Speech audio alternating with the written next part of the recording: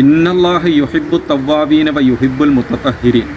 അല്ലാഹു സുബ്ഹാനഹു വ തആല വിശുദ്ധ ഖുർആൻ 2-ാം അധ്യായം 22-ാം സൂക്തത്തിലൂടെ പറയുന്നു, തീർച്ചയായും അല്ലാഹു പശ്ചാത്തപിക്കുന്നവരെയും ശുചിത്വം പാലിക്കുന്നവരെയും ഇഷ്ടപ്പെടുന്നു. അല്ലാഹു ഇഷ്ടപ്പെടുന്ന 2 വിഭാഗം ആളുകളാണ് തെറ്റ് ചെയ്താൽ തൗബ ചെയ്ത് മടങ്ങുകയും ജീവിതത്തിൽ ശുചിത്വം പാലിക്കുകയും ചെയ്യുന്നവർ. പ്രിയപ്പെട്ടവരെ, ഇതിൻ്റെ അടിസ്ഥാനത്തിൽ ബഹുമാനപ്പെട്ട റസൂലുള്ളാഹി സല്ലല്ലാഹു അലൈഹി വസല്ലമ തങ്ങൾക്ക് തൗബ ചെയ്യൽ വലിയ ഇഷ്ടമായിരുന്നു. നബിതങ്ങൾ പാപം ചെയ്തിട്ടില്ല, നബിതങ്ങൾ പാപം ചെയ്യുകയുമില്ല.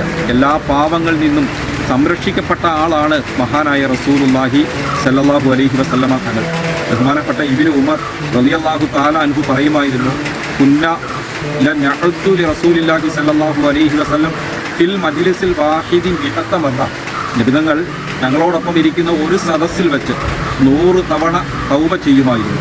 നബിതങ്ങളുടെ തൗബയുടെ വാചകങ്ങൾ എന്തായിരുന്നു?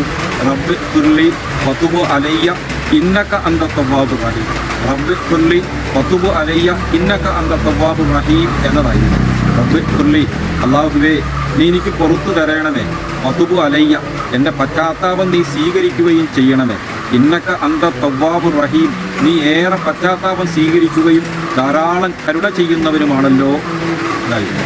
നിബിതങ്ങളുടെ പാത പിന്തുടർന്ന് പ്രിയപ്പെട്ടവരെ നാം ധാരാളമായി തൗബ ചെയ്യുക, അള്ളാഹുവിലേക്ക് ഖേദിച്ചു മടങ്ങുക, പാപരഹിതമായ ജീവിതം നയിക്കാൻ അള്ളാഹുവിനോട് പ്രത്യേകം പ്രാർത്ഥിക്കുക.